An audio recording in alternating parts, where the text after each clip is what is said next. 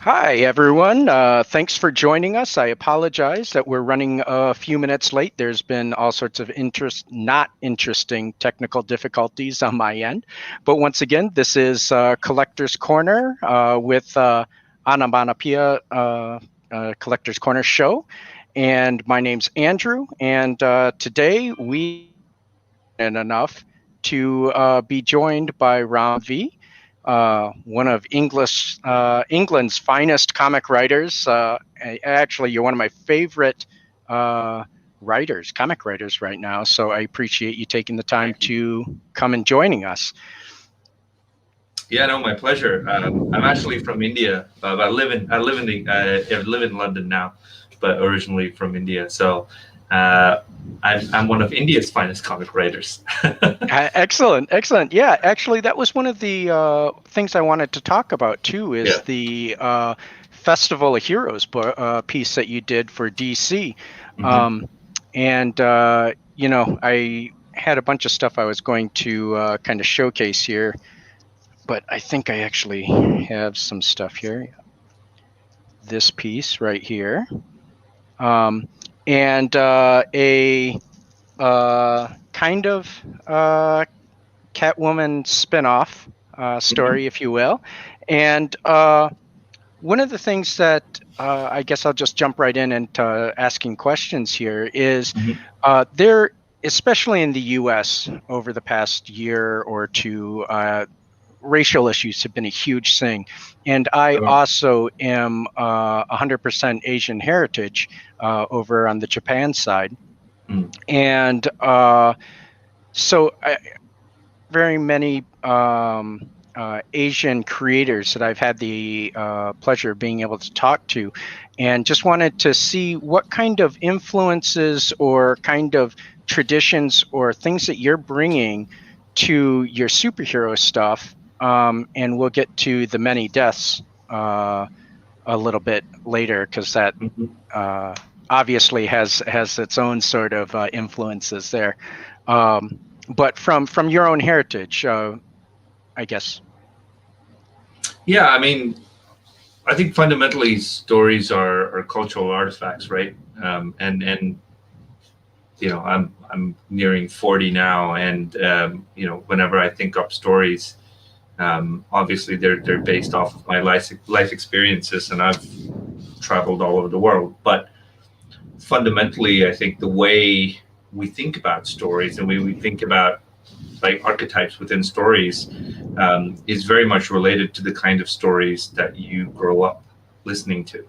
And so everything I do on that level is influenced by Indian stories, right? So Indian mythology was a thing when I was growing up. My grandparents were fairly religious, and my grandma would tell me stories of gods, and there were children's books that you know, kind of took on these traditional fables, if you will, and turned them into children's books. So I think all of that has a huge influence, and particularly when it comes to maybe thematic things with superheroes, you know, American superheroes and European largely tend to have this infallible sense of right and wrong, right? And so, you know, if you're doing this, it's good. If you're doing that, it's bad. But I think as a world, we are largely realizing that those are not, you know, black and white areas. You know, you can say, yeah, policing is good because we're preventing crime, but then how much policing is good? Are you doing the same kind of policing for you know, people from one group of from one race versus people from another race?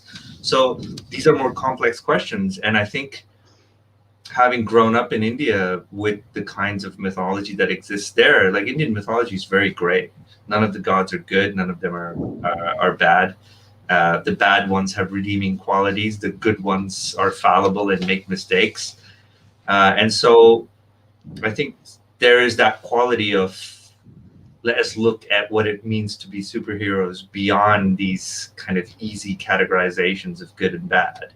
I think certainly you can see a lot of that in my Catwoman run. You can see a lot of that in Justice League Dark. Also concepts of magic. I think India has a long tradition of supernatural, magical stories coming out of there. So, you know, magic to me is much more than just throwing fireballs around. So, so all of that kind of features quite heavily into my writing. Can I put a finger on it and say this is Indian and this is American?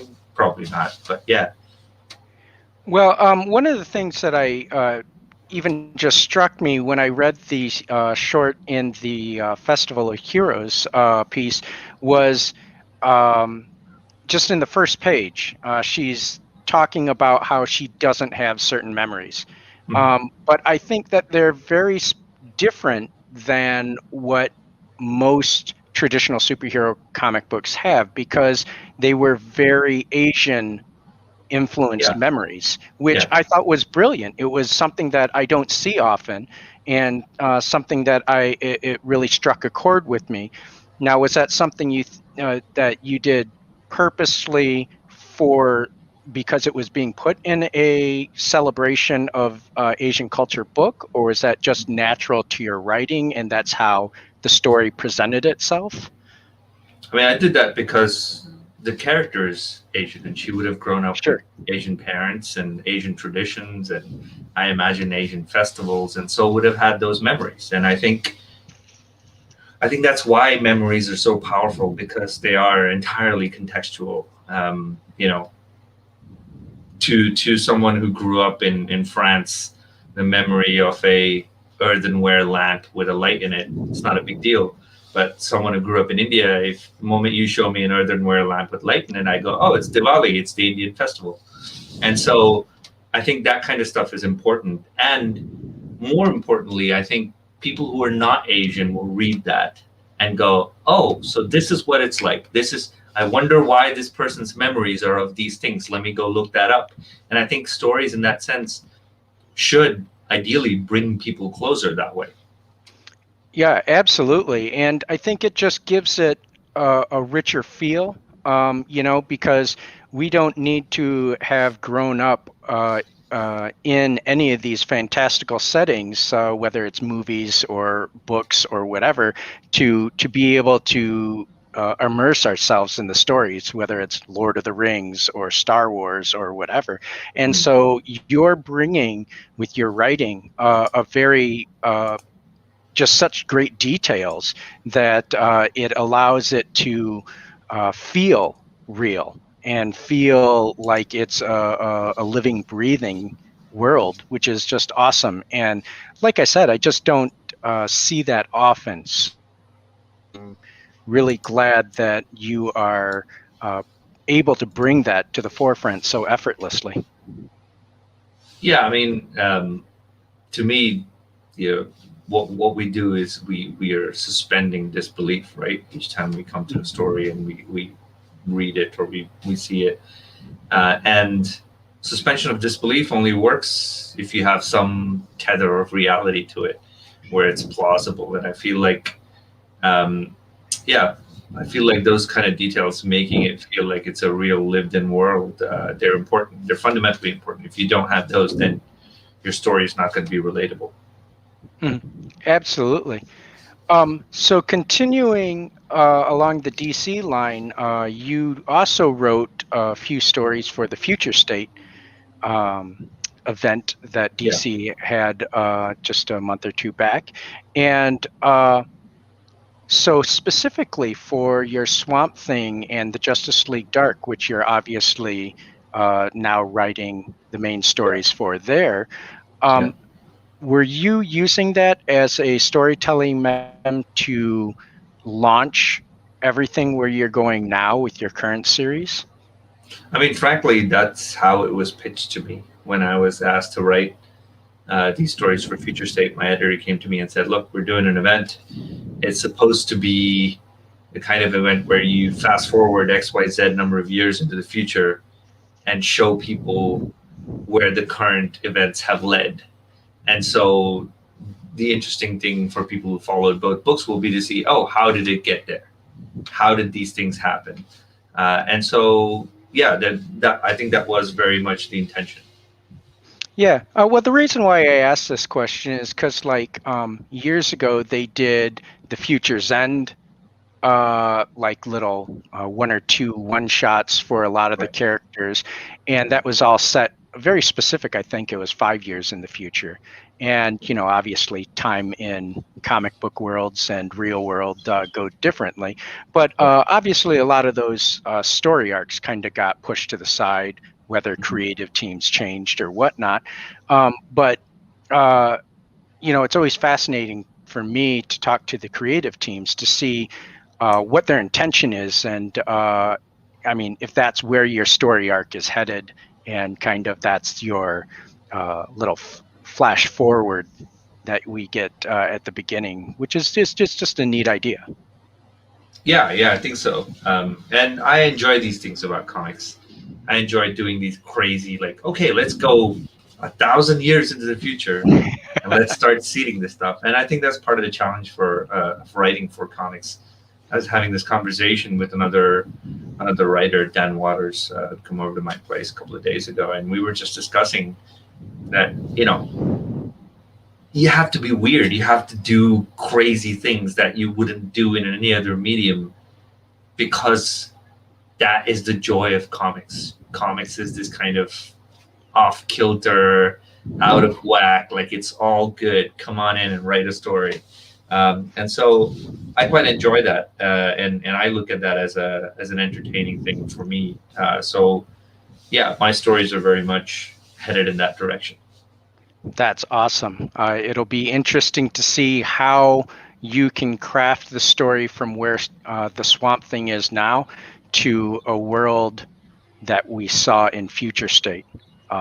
So yeah, well, I mean, future state is 100,000 years in the future. I don't know that I'm going to be writing Swamp Thing for that long, but let's see. Yeah, I did hear in one of your other interviews that you did, I was listening to, that even though this arc for the Swamp Thing is 10 issues, that it's not a miniseries, that this is kind of your first just season or kind of part of your ongoing idea. Is that correct? Yeah, look, I mean, when we pitched it, we said we want to pitch it as seasons, because part of it is to go on an ongoing series is quite a commitment. Sure. From a creator's standpoint, from a reader's standpoint, from a publisher's standpoint, and so it made sense for us to go and say, hey, let's do 10 issues. If it looks like the series is going well, give us 10 more. And that way it's always fair. We get to sit down at the end of 10 issues and go, okay, where are we going next?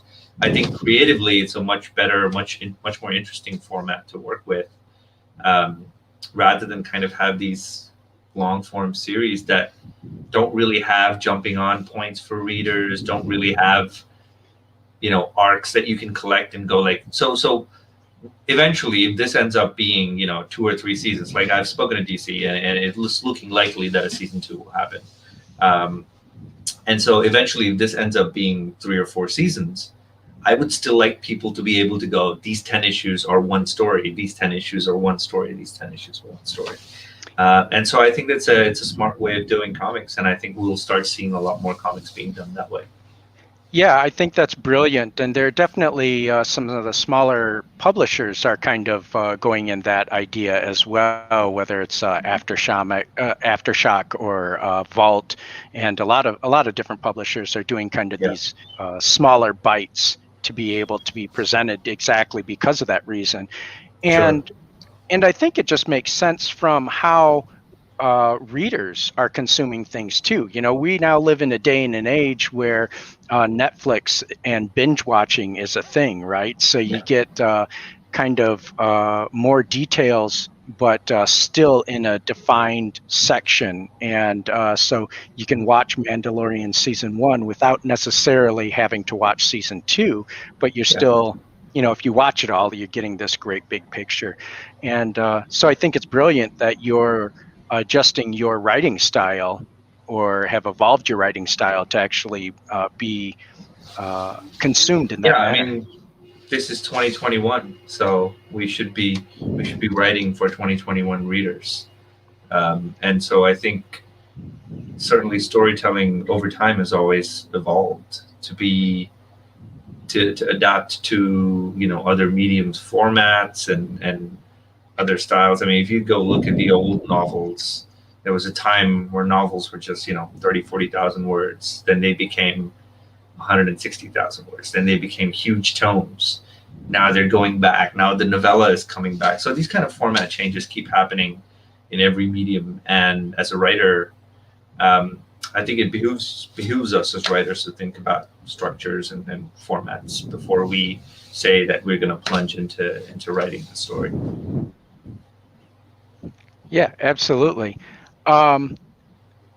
We have a comment in our chat. Our good friend Daniel Mobley was asking the biggest difference between writing for you for mainstream versus creator-owned, and maybe an aspect not so obvious the creators don't think about.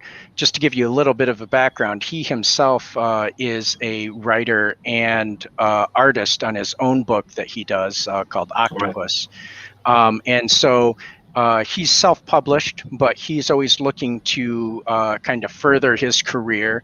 And we were talking about your works earlier, and how you've done stuff for Vault, and you've now working with Boom Studios, and obviously hugely with DC. So do you have any suggestions to him there, or comments? I mean, with my creator-owned work, I'm always very interested in kind of exploring things and doing things that you can't anywhere else.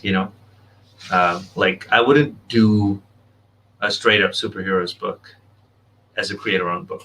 Why? I could just do that at DC. I could just pitch that to DC or pitch that to Marvel. If I'm going to do a creator-owned book, it has to be uniquely me in some way. And that includes the genre of it. So if you look at my creator-owned stuff, it's all wildly different, and it's all wildly exploring ideas that I'm interested in at the time. So These Savage Shores is alt history vampires. Blue and Green is jazz noir horror. Many Deaths of Layla Starr is humor, magic realism, slice of life, I suppose. Graffiti's Wall is very much slice of life and sort of urban anyway, if you will. So that's what I tend to do with my creator-owned stuff. With the DC stuff, I come in with the understanding that there is an expectation that readers have and the publishers have as well of, okay, if you're gonna write Batman, these are the kind of Batman stories that are expected. And you can push that a little bit, you can change that, you can surprise people a little bit, but fundamentally the core of why the character works is something that stays relatively same, if you think about it. So to me, that's kind of the major difference, creatively speaking. Obviously, otherwise, speaking in terms of format, speaking in terms of monetary stuff, the creator-owned stuff in the long run is always, it's yours. It's going to stay with you. And it's going to grow with you. Whereas I'm very aware that working for other IPs, other characters, like they're not. I mean, I may be writing the stories, but they're not mine to take away. And so, so I think as a creator, it behooves you to be aware of that as well. Sure, but you do get to play with some really cool toys. Like by writing for DC, or whether it's the Carnage short story or whatnot. So there. Part of the joy of writing these characters is that they've been around for so many years, and I mean, I don't particularly enjoy the toy aspect of it. Like, it's not why I write the stories. I'm more interested in the storytelling aspect. So I always get this question, like, what character would you write? Like, I just don't think in those terms. Like, I don't get excited by a character unless I go like, I have a really cool story I can tell with this character. And so the reason I get excited about working at companies like DC and Marvel is because there's so much history to these characters, and it feels like when you're writing these stories, like when I'm writing Catwoman or when I'm writing Swamp Thing, it feels like here's this massive tapestry that's been woven by 8, 9, 10, 12, 50 other writers before me and other artists before my stories, and now I'm coming to the table, if you will, and taking those threads and seeing and adding my little bit to that tapestry, and I think that to me is very exciting. Yeah. Oh, absolutely. And it's definitely a blast to see what you're doing and adding in. One of the things I think is really cool, one of my favorite superhero stories of all time was Identity Crisis by Brad Meltzer. He did quite a few years back, but the neat thing is he was telling a story based on a 3-issue Justice League story from the Silver Age. And so he took something that was already part of this history of these characters and embellished in it, and gave all these other details and stories that were formed around it. So I love that you make that kind of connection with the idea of tapestry and adding to all the things that came before.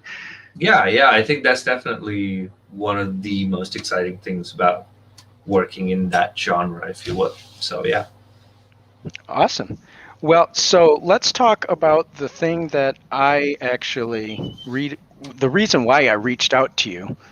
This is the second printing here of the first issue, but I got a retailer PDF of this before it was released, and it just stunned me. Not only is it visually just beautiful, but like we were touching on earlier, from a heritage aspect and from being able to glimpse into a different world, and without really giving away too much about what this is about, I mean, there's a supernatural aspect of it, but then even the real world. I mean, that's what made me go, wow, I want to know more about Mumbai.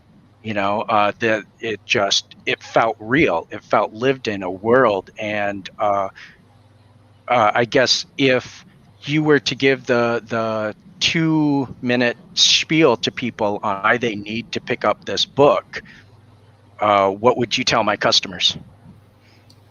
Well, I would say maybe that's Leo Star is a story of the god of death who gets fired because humanity invents immortality, and her retirement is to be sent down to Earth to live with its mortals, and she ends up in Mumbai, and from there on, she's gonna try and get her job back by killing the kid who is going to invent immortality, or is she? And so what follows is a darkly humorous series of events where Death will encounter death multiple times before she understands what it is to truly live as a human being.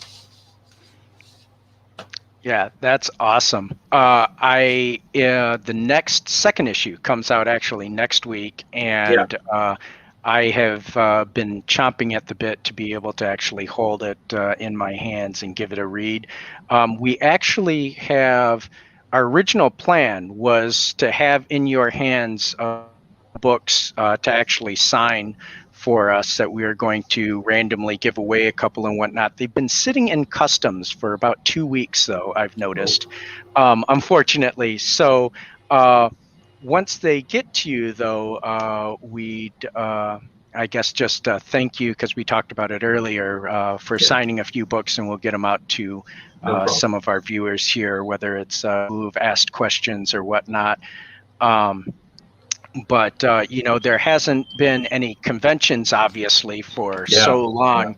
And when things start getting back to normal, do you actually ever get over here to the States to do any the conventions, whether it's the bigger ones or? Yeah, I usually come down at least for one of the bigger ones, either San Diego or New York. And I try to do one other show, like I did Emerald City a few times. Yeah. I did C2E2 a couple of times. I've heard great things about a couple of other conventions like Heroes Con. and stuff. So I'm always looking forward to come down, because part of the joy for me in working with comics is working with all of these like editors and artists and other writers who are not from England or India for that matter. So I think it's really cool to get to meet some of these people. And so yeah, I try to do it every year. Maybe not this year, but I'll certainly be looking at it next year. Excellent. Yeah, I know New York and C2E2 and San Diego all have something planned in the works, but I think most people aren't going to feel comfortable till next year. So we'll see how it all goes. Knock on wood. Yeah. Awesome. Once most people have their 2 shots, I'm happy to take a few risks here and there. We'll see.